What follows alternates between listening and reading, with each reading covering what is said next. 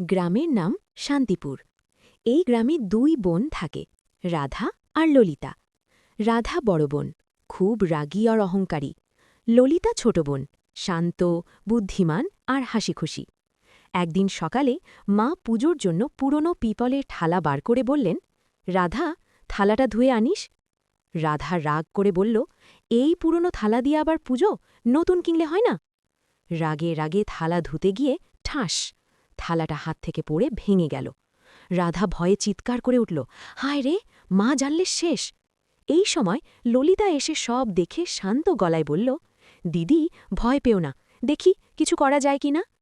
ললিতা ভাঙা থালার টুকরোগুলো নিয়ে সুতো আর লাল রং দিয়ে সুন্দর করে জুড়ে দিল। থালাটা দেখতে আগের থেকে আরও সুন্দর লাগল। মা এসে অবাক হয়ে বললেন, আরে, থালাটা তো দারুণ হয়েছে। রাধার লজ্জায় মাথা নিচু করে বলল, মা, আমার ভুল ছিল।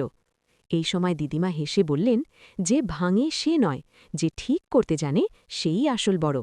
রাধা বুঝে গেল, রাগে নয়, বুদ্ধিতে কাজ করাই আসল শক্তি।